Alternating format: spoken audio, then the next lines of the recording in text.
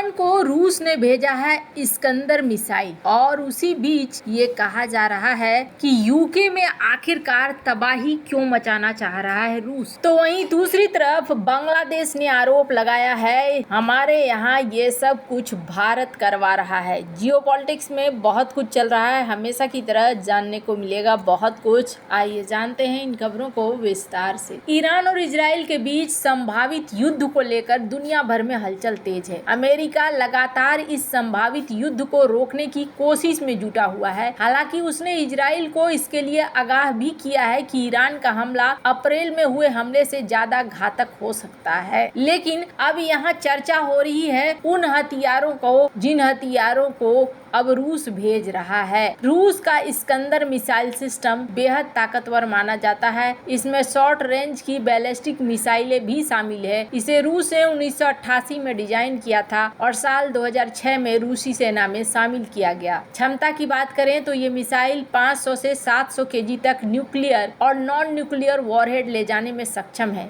Iskander M system की हर missile guided होती है, उसे उड़ान के दौरान कंट्रोल किया जा सकता है। हाल ही में रूस ने यूक्रेन में हमलों के लिए इसका इस्तेमाल किया है। कुछ मीडिया रिपोर्ट्स में दावा किया जा रहा है कि ईरान को रूस से इस्कंदर मिसाइल सिस्टम मिल सकता है। वहीं अब कहा जा रहा है कि शायद ये दे भी दिया गया है और बदले में ईरान ने भी कई सारी चीजें रूस को दी है। अगर ये चीजें सही साबित होती है तो मान कर चलिए कि रूस यहाँ पर एक बड़ा तहलका मचा रहा है। वैसे ये खबरें सोशल मीडिया में खूब चल रही है और कुछ हफ्ते पहले एक खबर आई थी कि यूक्रेन से जंग लड़ने के लिए ईरान ने रूस को अपनी फतह मिसाइल दी थी। अब रूस ईरान को इजराइल पर हमला करने के लिए अपनी इस्कंदर बैलिस्टिक मिसाइल दे रहा है। अगर ये मिसाइल ईरान हासिल कर लेता है तो इजराइल की हवाई सुरक्षा के लिए एक खतरा बन सकता है। इस मिसाइल ने यूक्रेन के पोल्तावा शहर में भारी तबाही मचाई थी, जिसमें 50 से ज्यादा लोग मारे गए थे। इसके अलावा 2019 से ज्यादा जख्मी हुए थे, 219 से ज्यादा जख्मी हुए थे। अगर ठीक ऐसा ही हमला ईरान ने इजराइल के खिलाफ किया तो प्रधानमंत्री बेंजामिन नेतन्याहू के किसी भी शहर पर भारी तबाही मच सकती। कम दूरी इस मिसाइल का पूरा नाम NK-720 इस्कंदर है। इसकी रेंज है 500 किलोमीटर। रूस ने 2020 में पुरानी OTR-21 और टोचका मिसाइल को हटाने के लिए इस मिसाइल को दुनिया के सामने पेश किया था। अभी इस मिसाइल का इस्तेमाल रूस के अलावा आर्मेनिया, अल्जीरिया और बेलारूस भी कर रहे हैं। सिंगल स्टेज की इस मिसाइल का वजन है 3800 केजी। 24 फीट लंबी मिसाइल का व्यास 3 फीट है। इसमें 480 से 700 केजी वजन का वॉरहेड यानी हथियार लगाया जा सकता है। इसमें 6 तरह के हथियार लगाए जा सकते हैं और इसमें 6 प्रकार के जो हथियार लगते हैं वो है थर्मोन्यूक्लियर वेपन यानी परमाणु हथियार, हाई एक्सप्लोसिव फ्रेगमेंटेशन यानी भयानक विस्फोट वाला हथियार, सबम्यूनिशन यानी कि छोटे छोटे कई धमाके करने वाला हथियार, पेनिट्रेशन यानी कि किसी बंकर या इमारत को पूरी तरह गिराने वाला, फ्यूल एयर एक्सप्लोसिव या EMP। इस्कंदर मिसाइल की रेंज 400 से 500 किलोमीटर हो सकती है। ये की मिसाइल 1 सेकंड में 2 किलोमीटर की दूरी तय करती है यानी 7285 किलोमीटर पर आवर की स्पीड से दुश्मन पर हमला करती है। टारगेट को बचने का कोई खास मौका नहीं मिलता है। यह कई तरह के नेविगेशन सिस्टम पर काम कर सकता है। इसे जैसे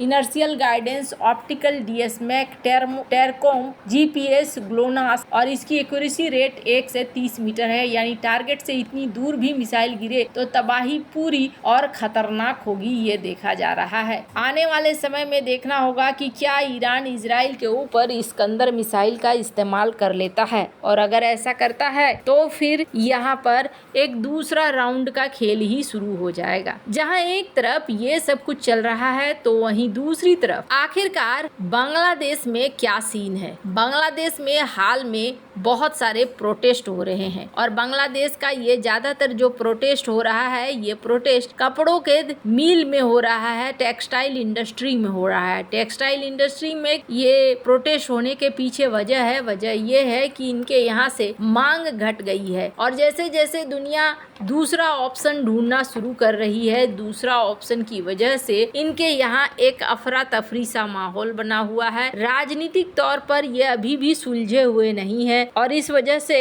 इनके कारखाने फिर से चालू नहीं हो रहे हैं। जब तक कोई बाहर से ऑर्डर नहीं आएगा तब तक किसी भी देश की फैक्ट्रियां चालू नहीं हो सकती हैं और ऐसा ही इनके यहाँ आए उथल पुथल के बाद से हो रहा है। अब समस्या ये हो रही है कि कोई भी चीज इतनी जल्दी स्टार्ट नहीं हो सकती है। बांग्लादेश की जो इंडस्ट्री है उस इंडस्ट्री में कई तरह के चैलेंजेस आ रहे हैं। सबसे बड़ी बात है सिक्योरिटी, फिर बात है एनर्जी और फिर बात है फाइनेंस कहाँ से होगा। यहाँ पर देखने को मिल रहा है कि 2.4 बिलियन डॉलर की टेक्सटाइल अपॉर्चुनिटी आ गई है। ये भारत के लिए भी, भारत के मार्केट के लिए भी। और बांग्लादेश एक बार फिर से खड़ा नहीं हो पा रहा है। बार बार यहाँ पर प्रोटेस्ट हो रहे हैं लेबर के, मैन्युफैक्चरिंग वाले लोगों के, और ये कह रहे हैं कि आप यहाँ पर फिर से शुरू करो, पर बांग्लादेश शुरू कहाँ से करे। अब इन्होंने एक साधारण सा उपाय ढूंढ लिया है। जिस तरीके से ये बाढ़ के लिए भारत को दोष देते रहे हैं, वैसे ही अब ये यहाँ के लिए भी भारत को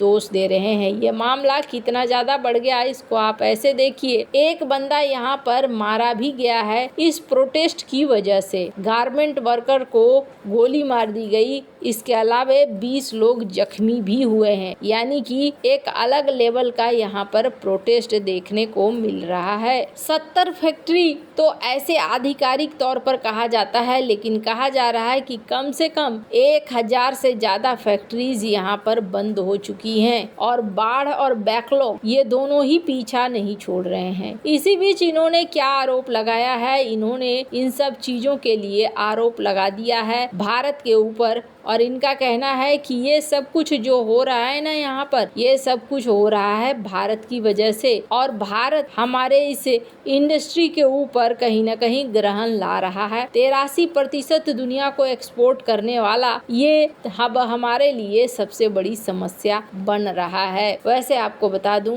शेख हसीना के जाने के बाद बहुत ज्यादा समस्या खड़ी हो गई है इस इंडस्ट्री में। अब इसका सीधा असर भारत पे पड़ रहा है। भारत को कई सारे ऑर्डर भी मिल रहे हैं प्रोडक्ट के और इन ऑर्डरों की वजह से भारत की चमक दमक बन रही है। बांग्लादेश के लिए दिक्कत ये है कि बांग्लादेश सिर्फ आरोप प्रत्यारोप लगाकर कोशिश कर रहा है और यहाँ पर जो चीजें हैं वो चीजें अगर जमीनी तौर पर नहीं ठीक की गई तो चाइना और भारत दोनों ही बैठे हैं, दोनों ही चाह रहे हैं कि कैसे वो यहाँ से ज्यादा कॉन्ट्रैक्ट हासिल करें। हमने आपको पहले भी बताया है कि चाइना भी जोर शोर से दुनिया को दिखा रहा है कि आप हमें यहाँ पर दे दो ऑर्डर, आप हमें दे दो यहाँ पर, और भारत भी जोर शोर से दिखला रहा है और दोनों ही देशों को कुछ न कुछ ऑर्डर मिल रहे हैं। हालांकि भारत को ज्यादा यहाँ फायदा हो रहा है, इसलिए ज्यादा फायदा हो रहा है क्योंकि भारत के जो चाइना +1 की रणनीति है उस रणनीति से